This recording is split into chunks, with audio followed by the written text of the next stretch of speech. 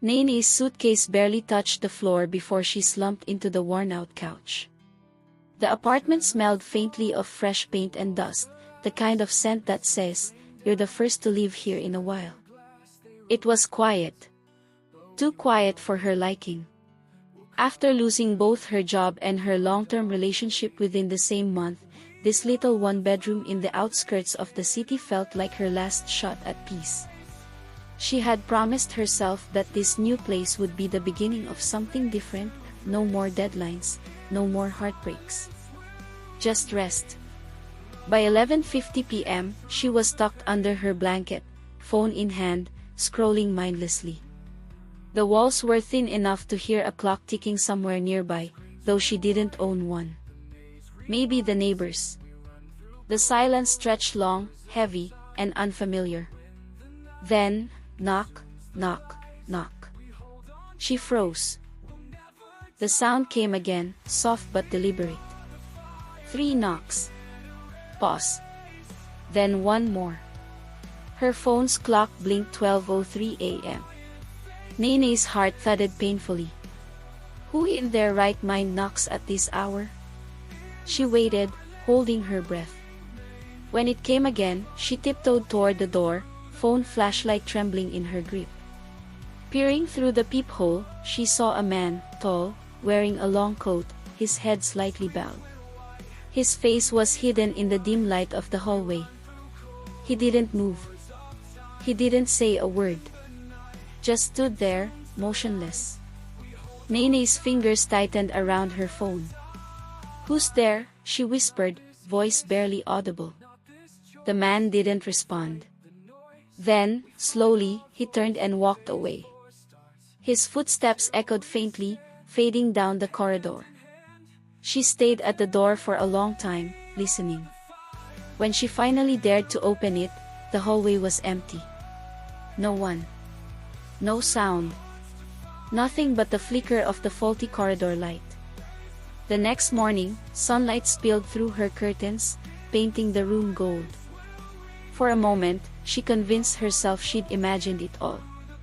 Maybe stress was playing tricks on her.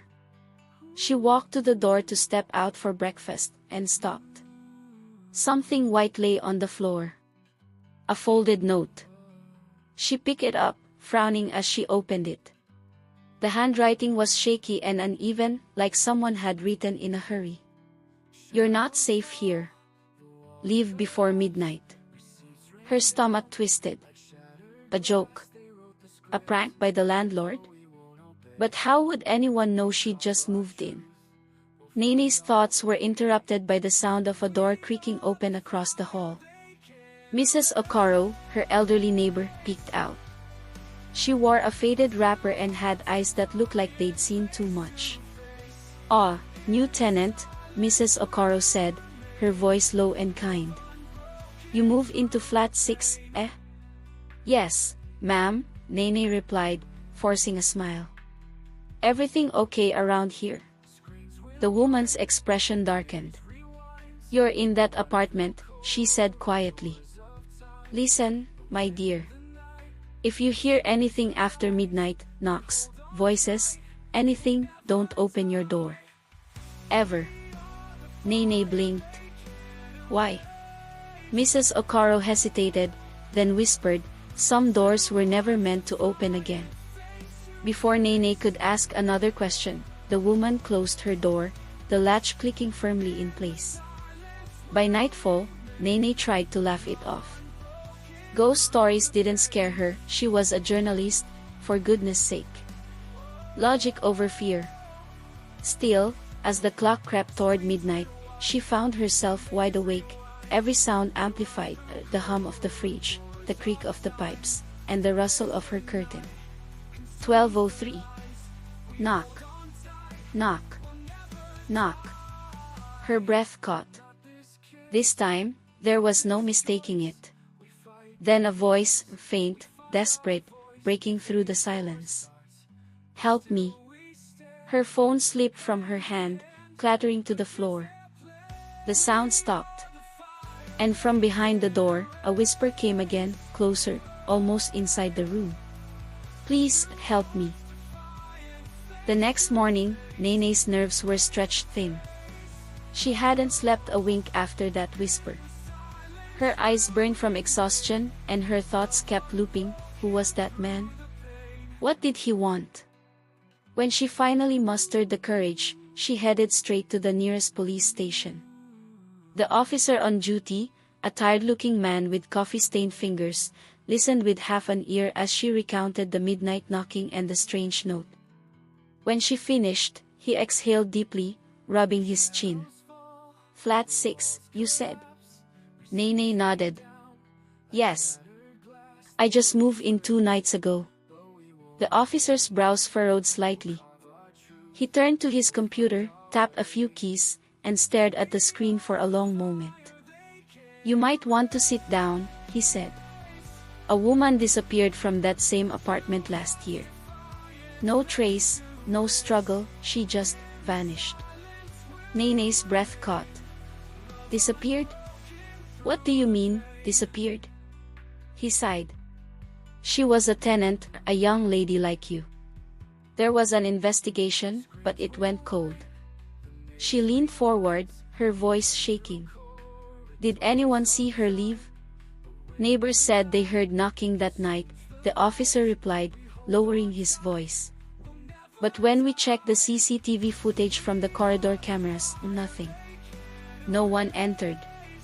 No one left." A chill spread through Nene's spine. "That can't be right. I heard someone knocking. I saw a man." He looked at her sympathetically. "Cameras don't lie, miss." Back at her apartment, Nene replayed last night's events in her mind. The knocks. The voice. The note. She felt an urgent need to know. She began searching online for any mention of the missing tenant, scrolling through old news articles.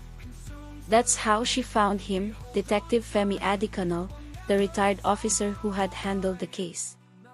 His contact details were buried in an archive report.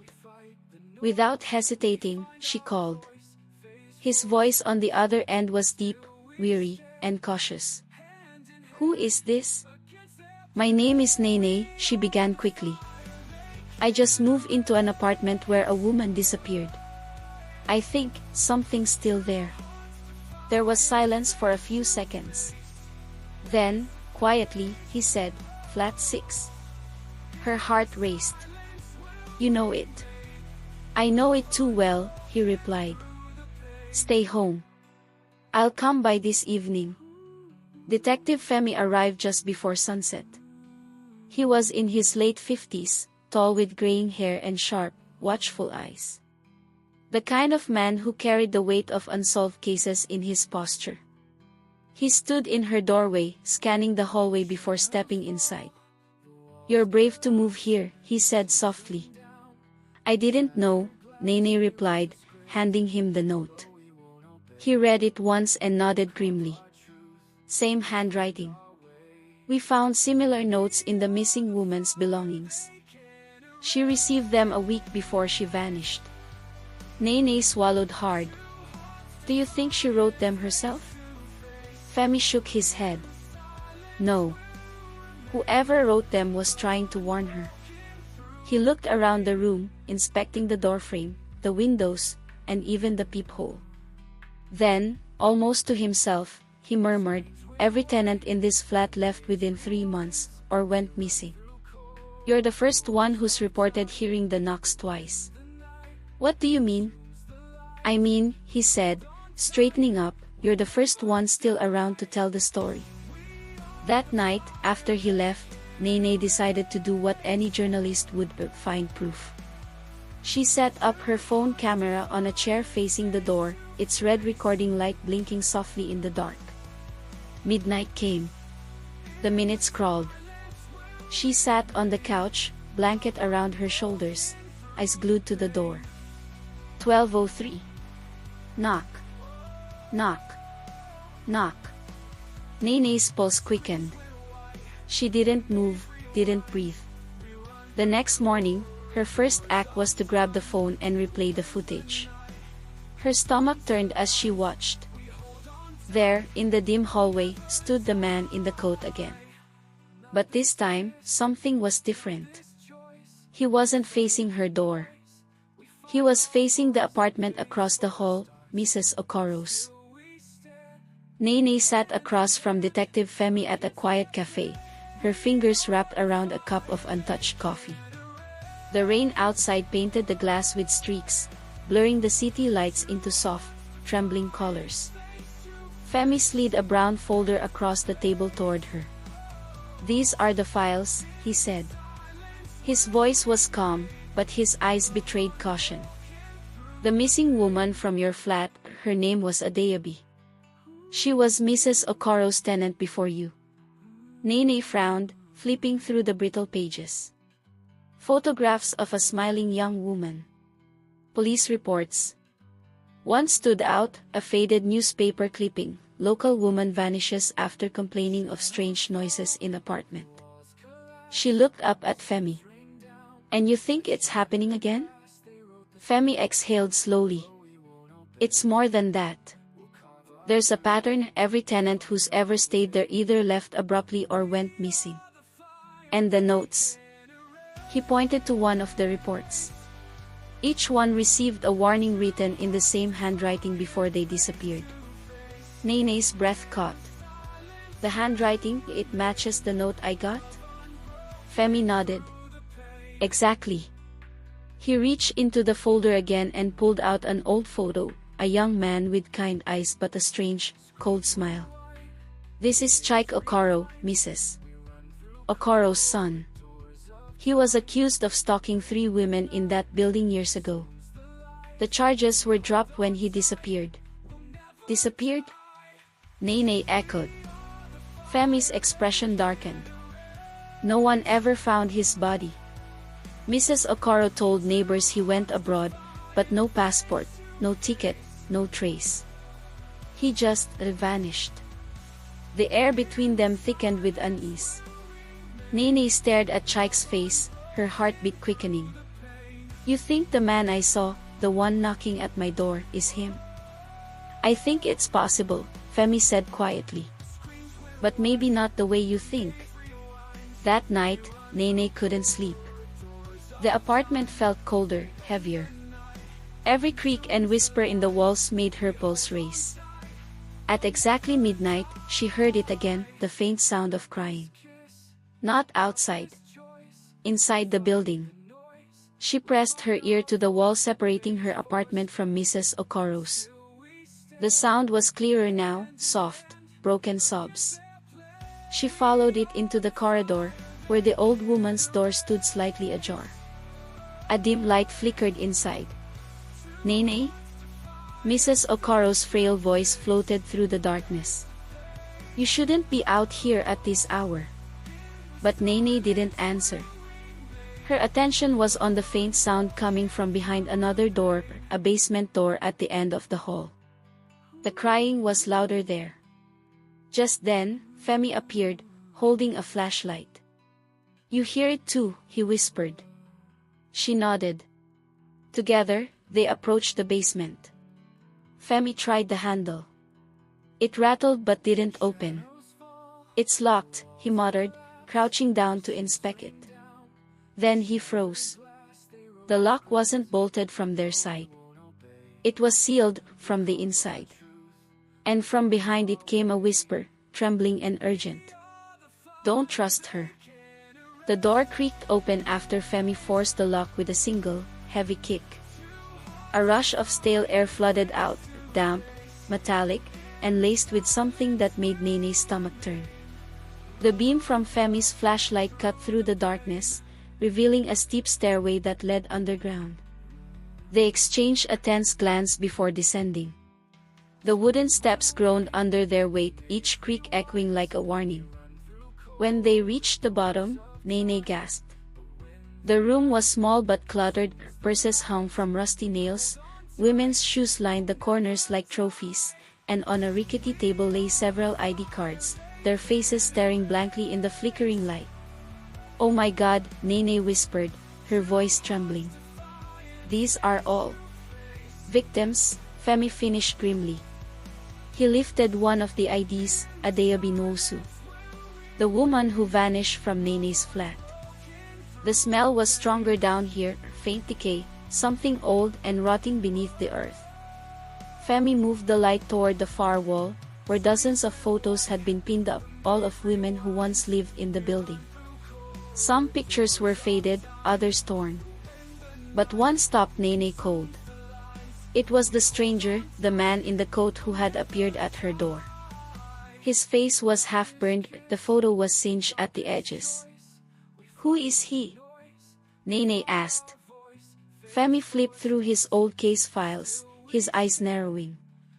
He was the first tenant, an investigator named Toby Adesina. He was looking into the disappearances. Then he vanished too. Nene felt a chill crawl up her spine.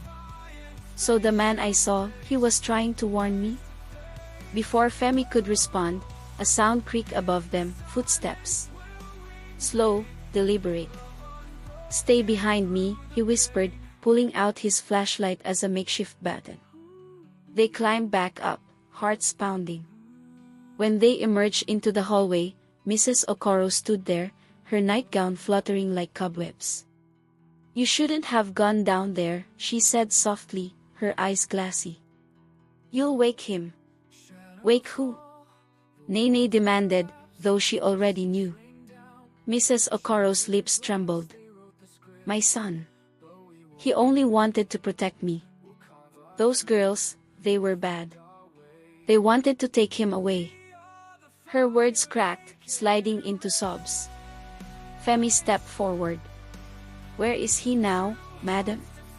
Before she could answer, a sound erupted from behind the wall, scraping, like someone crawling through the plaster itself. Then, from the shadows near the kitchen, a figure stumbled out, thin, filthy, his eyes wild. Chike. He looked nothing like the photo. His skin was pale from years in hiding, his nails long, and his hair matted. "Run, Mama," he screamed, lunging toward the window. But Femi was faster.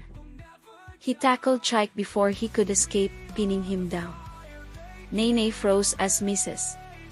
Okoro wailed, clutching her rosary, tears streaming down her face. "He didn't mean to hurt them," she cried. "He was just lonely." As Femi called for backup, Nene glanced toward the basement door. It hung open, and for a split second, she thought she saw a shadow at the bottom of the stairs. The stranger. Watching silently. Then he was gone. By morning, the quiet apartment complex was swarming with police and journalists. Yellow tape fluttered across the hallway like a warning banner. Nene stood by the stairwell, numb, as cameras flashed and officers carried evidence bags from Mrs. Okoro's flat. Inside one of those bags was the burned photograph, the stranger's face staring back even in death. Detective Femi walked up beside her, his expression weary but steady. "It's over," he said, placing a hand on her shoulder. But Nene wasn't sure it was. Not really. Over the next few days, the story spread like wildfire. Headlines screamed, "Mother and son arrested in years-long abduction case," and "Ghostly warnings lead journalists to solve cold case." Nene's article, published under the title "The Stranger at Midnight," detailed everything: the missing tenants, the warning notes, the locked basement, and the ghostly figure who tried to lead her to the truth. She didn't sensationalize it. She simply wrote it as it was, a story of silence, suffering, and one restless soul who refused to be forgotten. Her inbox overflowed with messages from readers, some terrified, others thankful. A few claimed they'd lived in that same building years ago and had always felt watched. Still, what haunted Nene most wasn't the memory of Chike or his mother. It was the question she couldn't answer: why 12:03? That night, Nene stayed up late, sitting by the door. The building was eerily quiet now, Mrs. Okoro's flat sealed, the hall freshly painted to hide its past. The old clock on her wall ticked steadily toward midnight. 12:01. The air felt colder. 12:02. Her pulse quickened. Out of habit, she glanced through the peephole, half expecting to see the man in the coat again. But the corridor was empty. Then the clock struck 12:03. No knock. No whisper. Nothing. Just silence. A strange calm washed over her, and for the first time since she'd moved in, Nene felt safe. She opened the door slowly, the hallway dimly lit by the bulb above. The air smelled of rain and old wood. "Thank you," she whispered into the quiet, her voice trembling with emotion. A gentle breeze stirred, though the windows were closed. The light flickered once, then steadied. For a heartbeat, she thought she saw a faint shadow by her door, tall, still, familiar. The man in the coat. He didn't move. He simply nodded once, a slow, grateful gesture, before fading into the air like smoke dissolving into dawn. Nene stood there, tears in her eyes, as a peace she couldn't explain settled around her. Behind her, Femi's voice came from the stairwell. "You're still awake?" he asked, his tone half scolding, half kind. She turned and smiled faintly. "I was just saying goodbye." He stepped closer, his badge gleaming under the hall light. "You know," he said quietly, "sometimes ghosts aren't here to haunt us, they're here to help us finish what they started." Nene nodded, her gaze drifting once more to the quiet, empty hallway. And somewhere in the stillness, at exactly 12:03, a whisper seemed to echo back. "Rest now."